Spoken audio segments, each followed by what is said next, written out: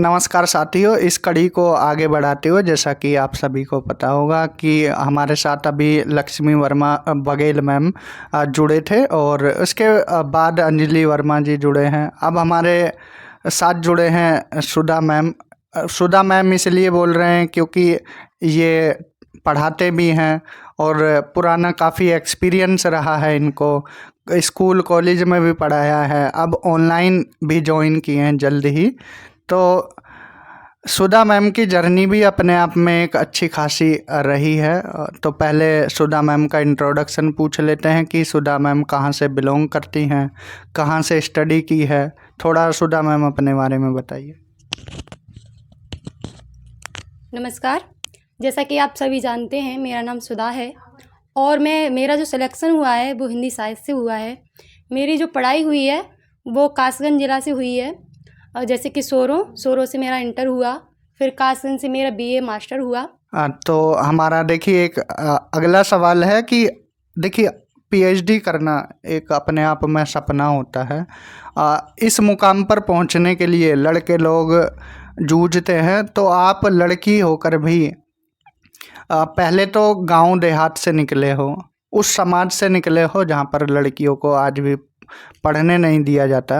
तो आप उन चीज़ों को झेलकर और लड़कर प्लस फिर काफ़ी आपके जीवन में ऐसी परेशानियां भी आईं, उनको झेलने के बाद आज आप यहाँ बैठे हो। तो क्या कहना चाहते हो आप इस मुकाम पर? मेरी जो यात्रा रही है बहुत ही संघर्षपूर्ण रही है, जिसको मैं बयां भी नहीं कर सकती। शुरुआत में जैसे 22 का जो बैच निकला था, उसमें उस दौरान क्या हुआ कि मेरे जो पापा थे वो एक्सपायर हो गए थे। इस चक्कर में हमारी जो पढ़ाई थी वो वहीं पर ठहर गई।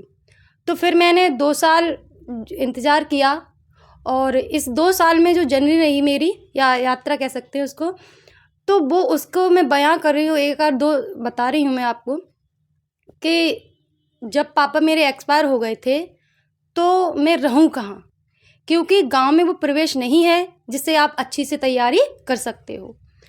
तो रहने के लिए मैं सबसे पहले, मेरी जो बड़ी दीदी हैं उन्होंने मेरा बहुत सपोर्ट किया है।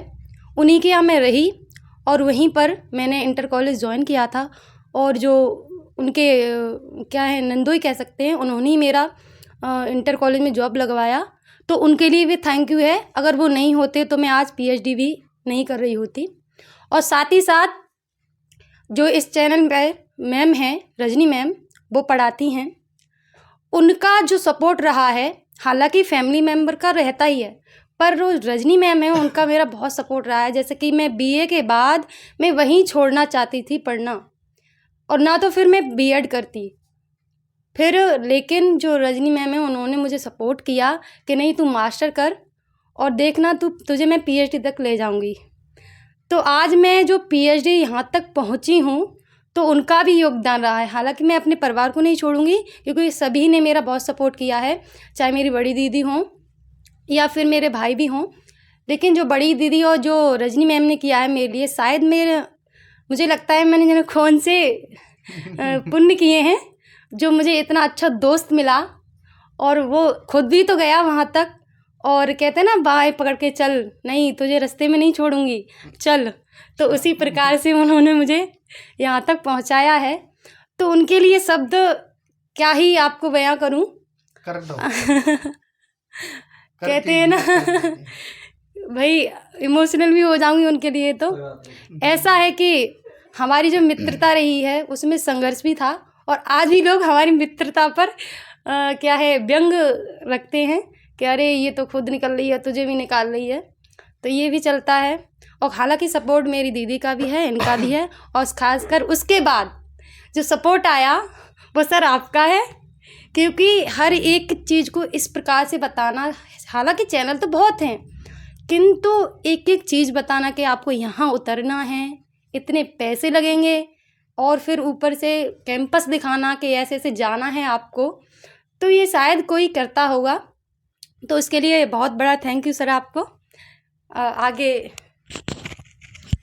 सुधा जी ने अपने बारे में बताया, हम काफ़ी ध्यान से सुने। हालांकि देखिए जो आपकी दीदी हैं काफ़ी सपोर्ट किया है, उनके बारे में सुना है। और जो रिश्तों की अहमियत जो उनके नंदोई रख रहे हैं, तो रिश्तों की अहमियत रखना उनसे भी हमने सीखा है कि कैसे आगे बढ़ा सकते हैं। उन्होंने आपको सपोर्ट किया, इस मुकाम तक पहुंचाया, तो चैनल के माध्यम से उनको हम भी थैंक्स बोलना चाहते हैं।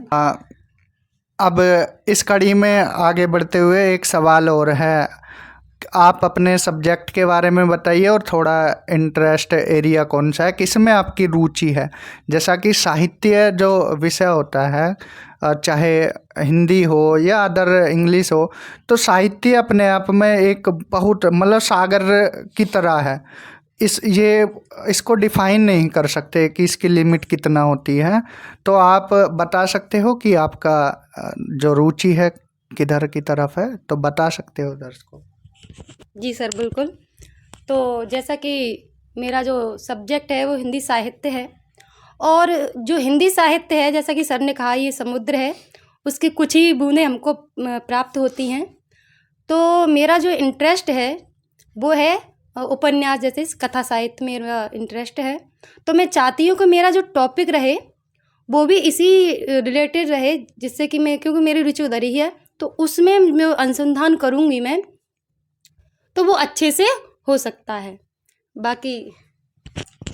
बाकी ये देखिए, उन्होंने हमारे ऊपर छोड़ दिया है कि बाकी आप देखोगे। अब कैसे देखोगे, कैसे कराओगे, बाकी देखिए ये मेहनती हैं, इतना तो हम बोल ही सकते हैं, देखते हैं हम, और मेहनत करने से डरते नहीं हैं। हालांकि थोड़ा हेजिटेट हो जाते हैं, लेकिन वो चलता है इतना तो, लेकिन काम को छोड़ते नहीं हैं, रुचि रखते हैं और करते हैं। और हम यही चाहते हैं कि आपकी जो पीएचडी होगी, मिनिमम जैसा कि आपको पता होगा 3 साल है और मैक्सिमम 5 साल है।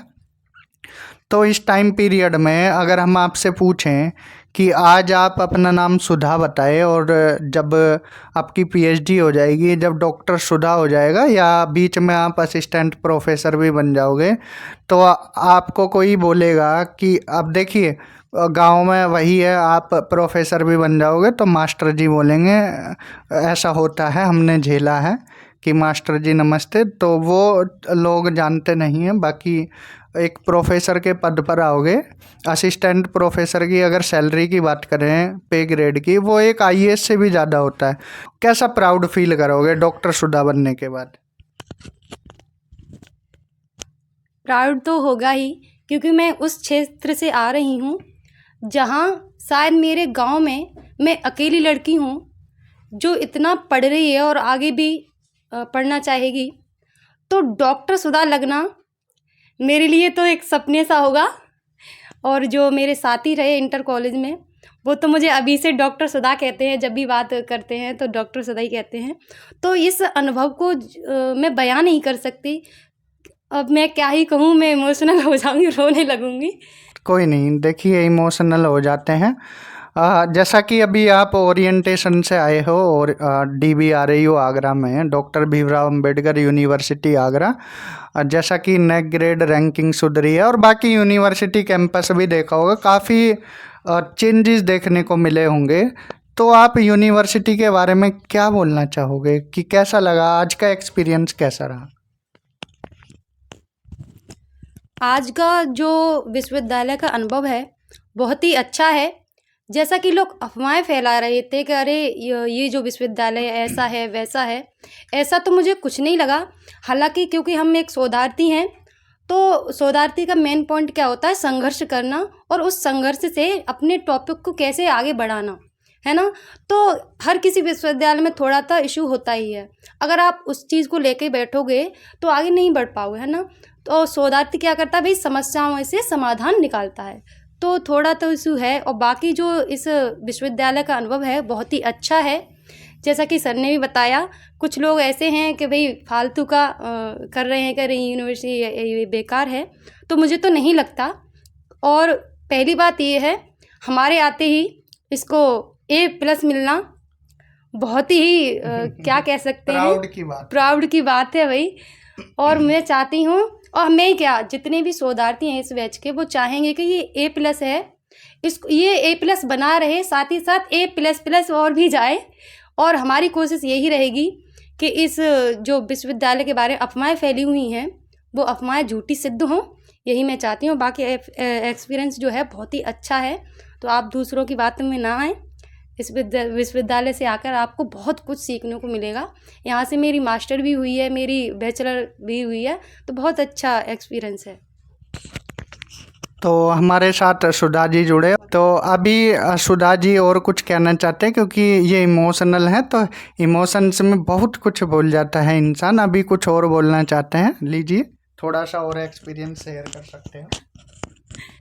हाँ, तो मैं जो जैसे कि मैंने बताया, मेरी दीदी के जो नंदोई हैं उनके लिए थोड़ा और बोलना चाहूँगी, क्योंकि जीजा और साली का जो संबंध होता है, उन संबंधों से हटकर जो उन्होंने मेरा जो सपोर्ट किया है वो शायद कोई करता। एक पिता के रूप में उन्होंने मुझे अपनाया, और जहाँ भी मेरा इंट्रोडक्शन दिया उन्होंने, तो उन्होंने यही बोला है कि ये मेरी साली नहीं बल्कि मेरी बेटी है।